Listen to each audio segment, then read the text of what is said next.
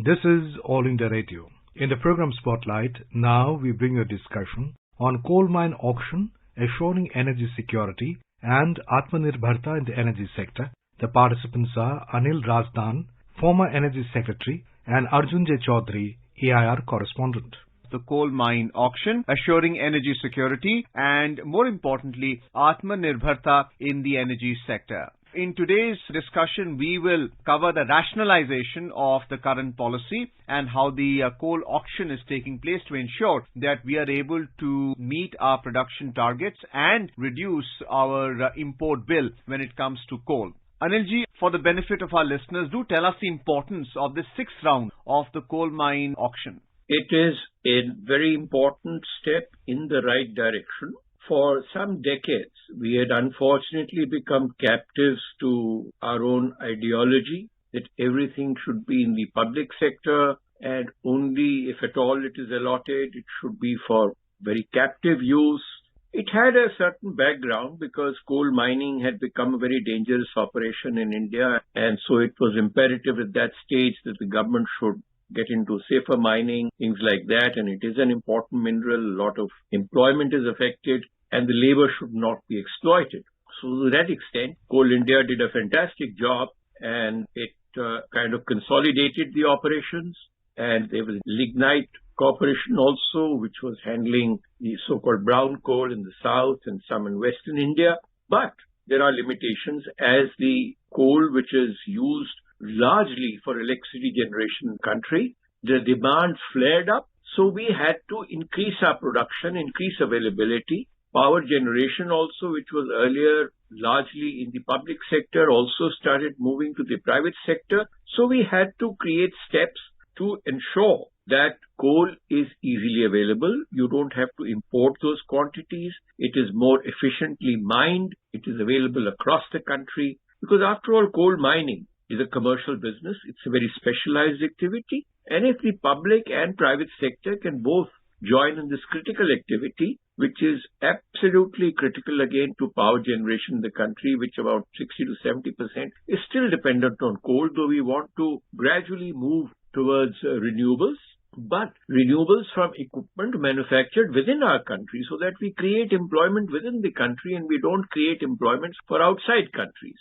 So this process, we must understand, will take a little time. Government is trying its best now to ensure that local employment is increased, local incentives are given, but coal will continue to play a major role at least for the next decade or two, I feel, in this country, because we are largely dependent on thermal power supply. Thermal power supply can come from coal or gas. Gas is largely imported now, more than 50% is imported. So we have to ensure that we are able to maximize coal generation, mine coal by the most efficient methodology, and also dress it, so to say, clean it if possible, that is washed coal, and then send it across so that we are not sending ash across the country. We would like that coal mining operations are as efficient as possible. In our race to move towards meeting our demand for coal, we've mostly gone for open cast mining. A lot of coal is lying underground at deeper depths. Now, to mine this coal, you will have to employ more expensive techniques, though environmentally it could be more benign, but it will come at a cost. And we have to be prepared to pay that cost. To think that coal prices are going to continue to come down, that may not be the case if we are going in for underground mining, even if we improve efficiency in our operations. And I think some operations have been modernized and they should continue to be modernized. So this step which the government has taken to involve in a very transparent manner the private sector on new mines if possible, and also those which people are not able to work properly, they are offering to somebody else. If somebody else can do a good job of it, as it happens in the oil exploration also. So it is a step absolutely in the right direction. We are no longer prisoners of our ideology. We're trying to do things as transparently as possible. And if there are more players in the field producing it, then the prices will also tend to be a little competitive and monopolies will not be there, hopefully, in such a large measure as there was the case. You mentioned about the clean coal technology. Do tell us about the coal gasification process and how the production-linked incentive scheme is going to be launched by the government to ensure coal gasification and get the most thermal units by burning coal in an efficient manner. Coal gasification point is that we are basically looking at, number one, more efficient combustion of coal. Secondly, you see, we are looking at if we can produce the right gases out of it so that coal is not only for combusting as such. It can produce other gases which are useful, which can be utilized in the industry, not only as heat but as chemical processes. And in due course of time, we are able to produce some chemicals out of it, which are more commercially attractive than merely combusting coal. Because while today we are largely dependent in our electricity generation on thermal coal, but as we move towards more renewables, that is solar, wind, or some maybe tidal power, some other forms of power, renewable power which will come into being, we should find appropriate uses for our coal, for which we have large deposits. But this coal, as I mentioned earlier, this coal which is lying underground at deeper depths will come out at a higher price.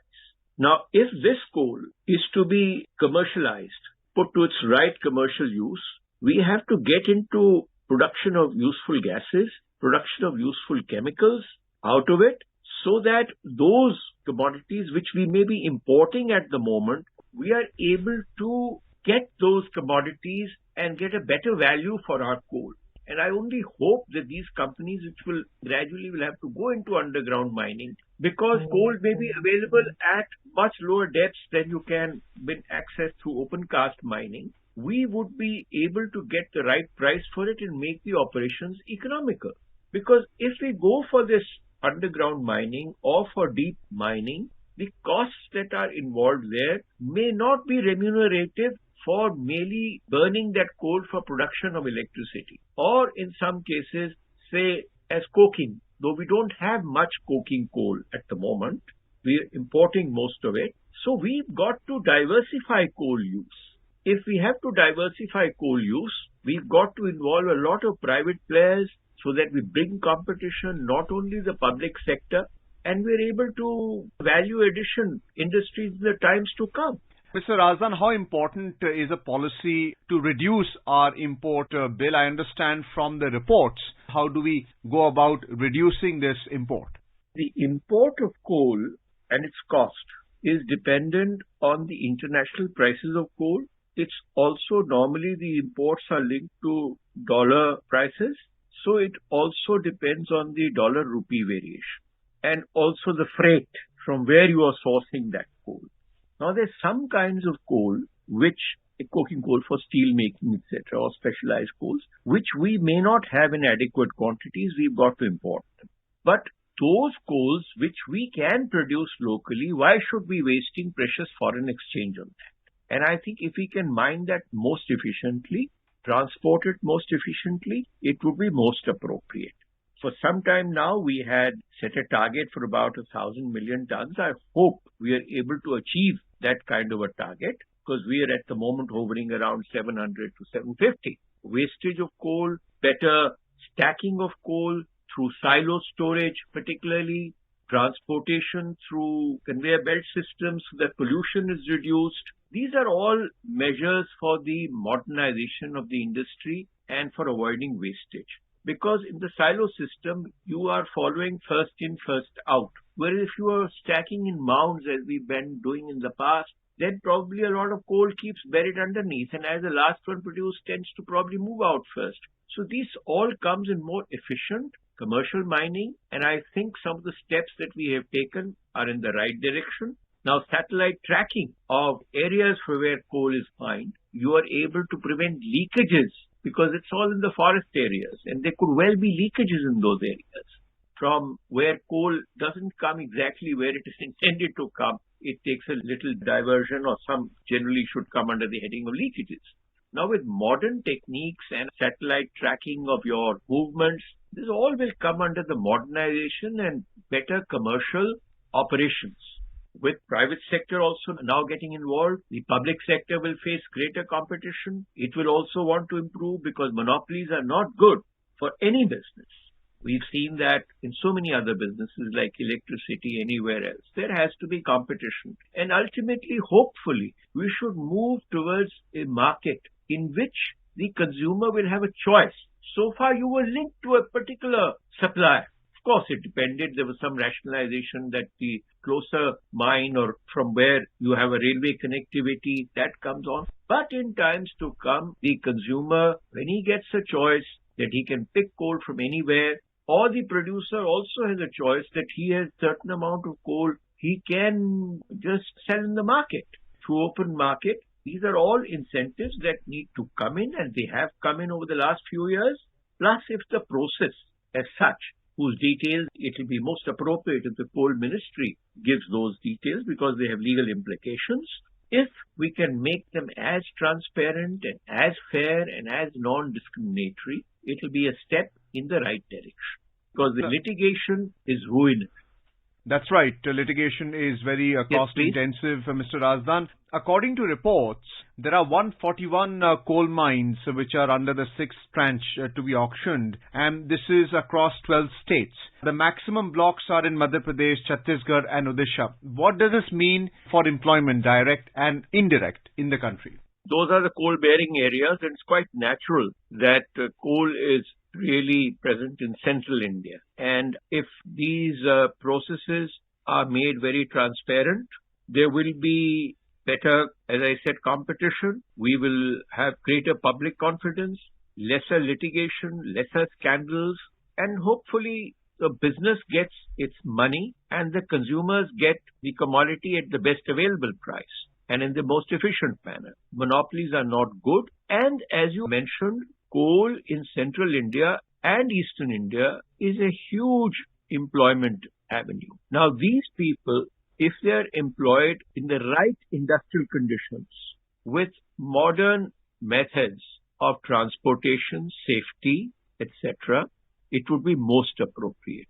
Yes, it provides employment, but it has to be done safely. And I think these are areas where coal mining as an employment will continue to be there for some time, but it should be conducted in a manner with full safety, full precautions, modern techniques, and enhanced opportunities of various diversified uses of coal, so that there's a diversification in the kind of employment that is going in there. Chemical industry also associated with coal can come in there, which is going to be most important in the times to come. So it would not only be direct coal employment as I see it, there would be some associated and diversified employments also. The transport industry will certainly stand to gain. Depends on how we want to transport the coal, by trolley systems, through cable lines, or through only wagon movement. We have to extend our railway lines into some of the new mines. That will be creating employment opportunities also. But we've got to keep in mind that all that we do is done in a manner which is clean. It doesn't pollute the environment more than is necessary. It is higher productivity, and the safety of the people who work in the sector is also kept uppermost in the mind. Well, that was very informative, Mr. Razdan, former Secretary of the Government of India, today discussing with us on this program on coal mine auction in its 6th round, assuring energy security and Aatmanirbharta in the energy sector. Thank you, sir. You were listening to a discussion on coal mine auction, assuring energy security and Aatmanirbharta in the energy sector. The participants were Anil Razdan, former Energy Secretary, and Arjun Chaudhary, AIR Correspondent. This program was produced and presented by the News Services Division of All India Radio. You can listen to it on a mobile app, News on AIR. This program is also available on a YouTube channel, News on AIR Official. You may email your opinion about this program at airnsdtalks@gmail.com.